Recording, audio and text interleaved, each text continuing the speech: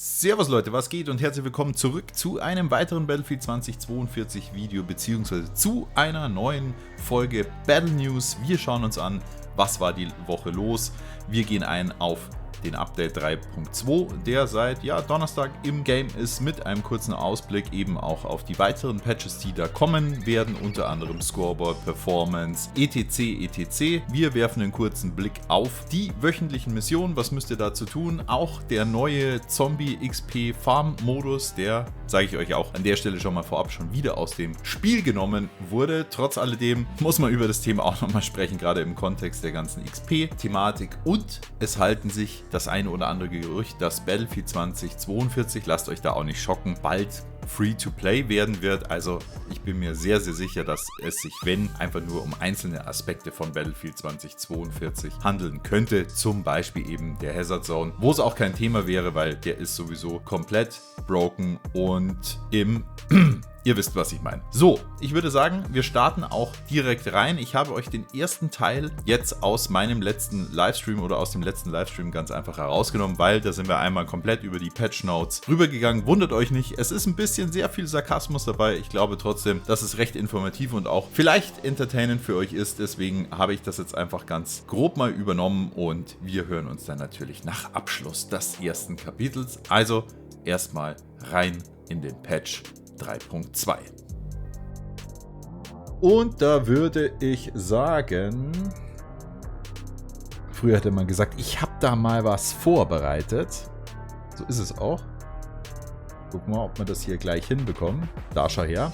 Also, Battlefield 2042 Update 3.2. Wir haben Jahrzehnte darauf gewartet und jetzt schauen wir mal rein, was denn da nicht alles Sensationelles sich verbirgt.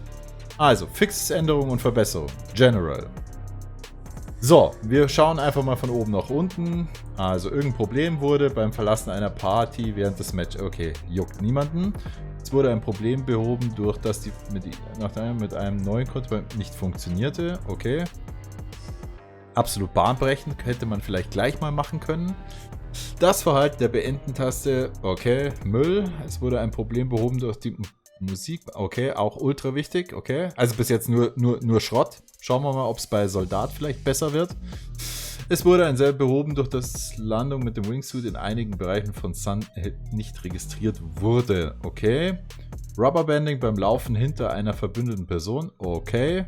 Wurde Zeit. Beziehungsweise habe ich gar nicht so mit... Habe ich das mitbekommen? Na, weiß ich nicht. Also ich werde eher von meinen Friendinos weggebounced, aber ansonsten geht wenig. Es wurde ein seltenes Problem, dass Leben Leute Endlosschleife feststecken konnten. Ah ja. Diverse Probleme beim Leitern, wenn wir hochleitern, okay, wegfliegen oder Kontrolle über Spezialisten verlieren können. Ah ja. Es wurde ein Problem behoben, durch das nahe Explosionen die Krater erzeugten die Geschwindigkeit von SoldatInnen senkten. Okay. Da bin ich jetzt gespannt, welche Explosionen gemeint sind, weil wenn da auch die 30 mm Cannon zum Beispiel von Bolt und Apache gemeint ist, dann könnte es ja in der Tat auch mal irgendwas gebracht haben. Aber wir wollen mal nicht zu viel rein interpretieren. Es wurde ein Problem behoben, durch das Waffen aus Ausrüstungskisten gelegentlich Munition der zuvor gewählten Waffe enthielten. Okay, wie sollte das denn überhaupt gehen? Verstehe ich nicht. Es wurde ein Problem behoben, durch das die Ortung während des Abfeuerns einer Waffe zu lange anhielt. Ich sag mal so, da wäre es halt auch irgendwie mal spannend gewesen. Da kann man doch schreiben, irgendwie davor 10 Sekunden, jetzt 5 Sekunden. Oder? Ist doch nicht so schwer. Irgendwas habe ich vergessen. Es wurde ein Problem behoben, durch das Kamerazittern und Audio für Landungen ungewollt ausgelöst wurde, wenn man aus sehr geringen Höhen sprang. Okay. Naja. Gehen wir weiter. Stabilität, mehrere Fixes zur Verbesserung der Oh, das ist ja wieder sehr dezidiert. Okay. Irgendwas haben sie wohl Richtung Performance verbessert. Rendering, Absturz behoben, der bei Personen mit einer AMD-Rate. Okay. Für die PCler unter uns. Das Mündungsfeuer von Scharfschützengewehren und Soulflam ist jetzt in größerer Entfernung zu sehen. Das ist interessant. Ich glaube, Scharfschützengewehre war nie so das Thema, aber wenn du hier mit der Soulflame da reingeortet hast, da warst du quasi nicht zu erkennen. Also da definitiv Scharfschützen hat man, glaube ich, schon gesehen. Aber egal. Fahrzeuge. Es wurde ein Problem behoben, durch das Passagierwaffen nicht mehr synchron waren, wenn sich das Geschütz drehte, wodurch Kugeln beim Feuer nicht registriert wurde. Kann ich mich auch daran erinnern. Das war einfach nervig. M1A5 T28, also Tanks. Effektive Reichweite des Kanisterwaffenwerts wurde erhöht, die Streuung reduziert. Okay, wir erinnern uns, Kanister absolut useless. Mal schauen, Streuung der Kugeln wurde von 1,6 bis auf 1,1 reduziert. Okay, Schadensabfalldistanz von 35 auf 40. Also jetzt auch irgendwie nicht bahnbrechend. So, nächster Punkt. Battlefield Hazard Zone, das Sorgenkind. Also, da muss ja jetzt eigentlich richtig was rein. Und, was ist die erste Änderung? Und einzige? Das schwarze Rechteck, das am Ende der Runde in Hazard Zone beim Verlassen des Stufenfortschrittbildschirms erschien, wurde entfernt. Okay, wow. Sehr schön. Battlefield Portal. XP erwarten wir. Mal gucken. Das Register Server Info bleibt nun nach dem Drücken von Aktualisieren im Portal Server Browser erhalten. Es wurde ein Problem mit Überleitung Team Deathmatch während der Rundenendsequenz behoben. Okay. Regel-Editor, der Wert ist in Vektor-Slot aktiv, behandelt jetzt wie vorgesehen Nahkampfwaffen. Bestimmte Administratorenbefehle können nicht mehr gespammt werden. Wow. Okay, also absolut Game-Breaking Patch Nummer 3,2 oder 3.2.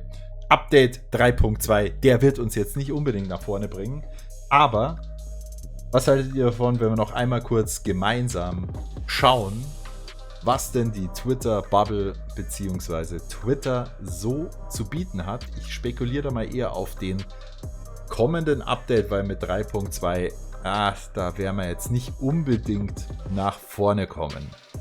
So, also sie haben zusätzlich irgendwie angekündigt, dass das XP-Cap im Battlefield Portal Modus auf 300 erweitert wird. Okay, können wir gerne heute testen.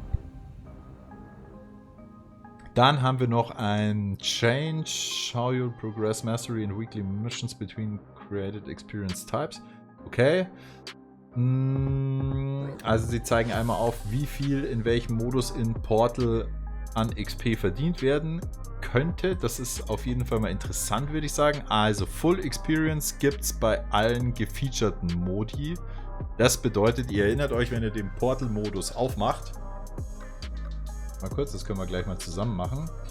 Dann seht ihr das nämlich. Also wenn wir jetzt hier in den Portal-Modus reingehen, einmal zurück, Portal-Modus, dann sind die Modi hier Zombie Survival, das ist auf jeden Fall ein neuer Modus. Conquest, Rush ist Gott sei Dank noch drin, sehr gut. Das hier sind die gefeaturten Modi. Also, da können wir uns aufnotieren, das gibt's mit voller XP. Sehr gut. Dann machen wir mal weiter. Wie geht's weiter? Moderate XP, okay, das ist jetzt mit dem 300er XP per Minute Cap. Da bekommen wir immer noch Mastery XP.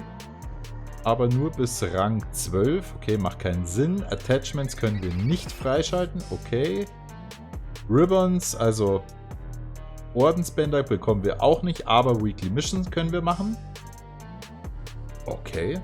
Naja, weiß man nicht. Und komplett Custom Experience using Rules Editor, AI or Damage, also das ganze Bot-Gefarme, da gibt es nur Player XP bis 300 XP. Und jetzt nochmal Moderate checken, das heißt, alle modifizierten Modi except Editor, AI or Damage Health. Also bedeutet alle Modi, die ihr im Portal-Filter oder in der Serverübersicht seht, die nicht mit pur AI oder also künstlichen Soldiers und oder Health Reduction oder was weiß ich, 500er Health-Servern zu tun habt, da bekommt ihr diese Moderate XP. Aber da ist es eigentlich vorbei. Also so viel hat sich nicht geändert, muss man sagen.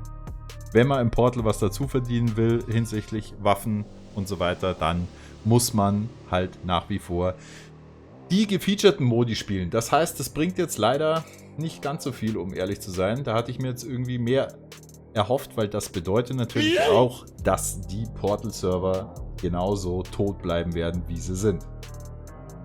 Further improvements are planned for the future update. Versprochen. Ich versuche hier einmal kurz für euch zu lesen. Creative Mode will have progression restrictions. Well, you know, when, bla bla bla. These changes go live tomorrow. Okay, das ist quasi das, was wir hier oben schon behandelt haben mit dem ganzen Portal-Zeugs. So, wo wird es denn jetzt hier interessant? Let's talk about the next set of updates coming to Battlefield 2042 and what to expect in the coming weeks. Okay. So. Dann gehen wir hier mal rein, würde ich sagen. Also, es geht jetzt dann schon auch um den Update 3.3, der dann wohl hoffentlich ein bisschen gehaltvoller sein wird als 3.2, weil da war nur Schrott drin. Also, hier sehe ich doch schon, da sehe ich ein Scoreboard. In Update 3.3, we will refresh our existing scoreboard UI with a new panel that showcases how players are stacking up across the server.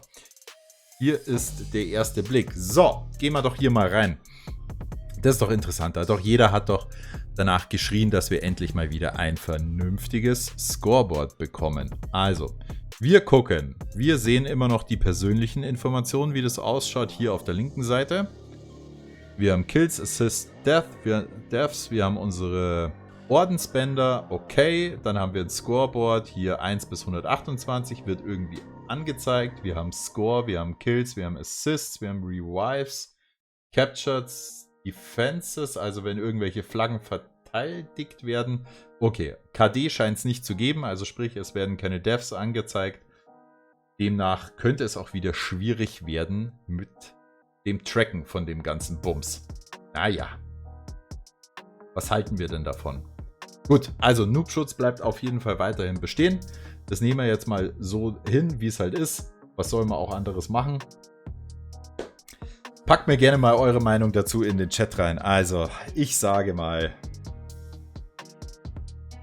ein bisschen mehr Futter. Irgendwie warte ich noch auf so eine vernünftige Roadmap. Ich weiß ja nicht, ob das der Weisheit letzter Schluss ist, wenn man hier einfach raushaut. Hier folgt uns mal auf unseren Twitter-Accounts und da droppen wir euch mal irgendwelche Verläufe. Also, ich würde mal sagen, das geht besser. Okay. Also, wir halten fest, für heute, für den großen Update, es hat sich nicht wirklich was verändert, bewegt, noch sonst was. Also, not really, würde ich mal sagen, aber wir werden jetzt mal damit leben. Ich finde es schön, dass wir das jetzt schon gleich mal zusammen besprechen konnten. Wöchentliche Missionen, es gibt ein wirklich geiles Feature. Habt ihr das schon gesehen? Den Waffenanhänger Lucky, also dafür können wir jetzt die Woche hinschuften und dann dieses absolute Highlight und diese Ausgeburt an künstlerischer Umsetzung für eine wöchentliche Mission uns gemeinsam erspielen, wo sich mir auch wieder die Frage stellt. Ich möchte gar nicht, ich bin gut drauf. Ich will auch gar nicht schimpfen. Ich denke mir halt nur, ich sehe das und denke mir, okay, also, da sitzen... Was weiß ich. Gut, da haben andere Probleme zum Thema Entwicklung, aber das war's jetzt, oder? Ein Lucky Waffenanhänger für Weekly Missions jetzt für die nächsten 6 bzw. 7 Tage. Wunderbar. Dafür sollen wir Ordensbänder erhalten. Oder 25 Ordensbänder sollen wir erhalten. Wir sollen 50 GegnerInnen erledigen oder Kill Assists machen und ganze 2000 Schaden droppen. Interesting, würde ich sagen. Sehr, sehr schön. Gut, Leute, ich glaube, wir sind jetzt hier auf dem aktuellsten Stand, beziehungsweise zumindest was die Weekly Missions eben anbelangt. Und jetzt werfen wir noch mal einen kurzen Blick auf den Zombie-Modus, der an sich ziemlich witzig war. Wir haben auch im Rahmen des Livestreams 1 Stunde 4er-Squad durchgegrindet und ich sag's euch, wie es ist. Man konnte komplett alles durchfarmen. Wir haben es ja vorher schon gesehen, also dass die gefeaturten Portal-Modi alles beinhalten, was man eben an Waffen, XP, Aufsätzen, etc. auch Ordensbänder farmen kann und gerade in der Anfangsphase von diesem Zombie-Modus, da haben die noch keine starke Panzerung, da grindest du durch ohne Ende. Was natürlich witzig an der Sache ist, ich fand den Modus ehrlicherweise, ich fand den cool, also kann man gerne drin lassen, so. Ist jetzt natürlich kein Vergleich zu einem COD-Zombie-Modus, aber trotzdem war eine ganz witzige und nette Abwechslung. Plus, man konnte halt da durchgrinden, was natürlich einem nicht wieder eingeht. Also wir haben jetzt Portal-Modus nahezu sterben lassen aufgrund dieser XP-Thematik, weil Leute Bots gegrindet haben und dann denkt sich DICE, okay, wir ändern das jetzt und stoppen das Ganze erstmal. Ihr wisst, auf was ich hinaus möchte, ihr wisst es ganz genau. Und hauen dann selber den härtesten Bot-Farm-Server, den das Game je gesehen hat, ins Spiel. Und ich weiß nicht, ob es da keine Sicherheitsbarriere gibt, ob die wirklich nicht einen Playtest machen und das einfach ungesehen rausjagen. Ich meine, das muss doch jemandem auffallen, dass das komplett hier in die falsche Richtung geht, weil dann hätte man halt auch einfach Portal komplett XP öffnen können. Ja, dann hätten halt die Jungs genauso das farmen können und der Modus wäre jetzt nicht mit 10 Servern im Serverbrowser. Aber gut, lassen wir das Thema. Es ist halt irgendwie, sagen wir es mal so, es strotzt nicht gerade von Professionalität, wenn man sich dann diese Situation wieder anschaut. Zwischenzeitlich haben sie es natürlich auch wieder rausgenommen. Das heißt, wir haben keinen Zugriff mehr auf den Spielmodus. Schade, fehlt auch wieder eine Alternative. Hätte man vielleicht auch mal vorher dran denken können. Aber anyway, wir bleiben trotz allem positiv, Leute. Schauen wir mal, was uns in der Season 1 dann erwarten wird. Es kann ja nur besser werden, oder? Was denkt ihr dazu? Packt es mir an der Stelle in die Kommentare. Wenn euch das Video und auch vor allem das Format gefallen hat, dann lasst mir gerne einen Daumen nach oben da. Auch gerne ein kostenloses Abonnement auf Ehrenbruder- und Ehrenschwester-Basis. Und ich würde sagen, wir sehen uns auf jeden Fall zum nächsten Video und zum nächsten Livestream. Ich freue mich drauf. Haltet die Ohren steif. As always, euer A-Team.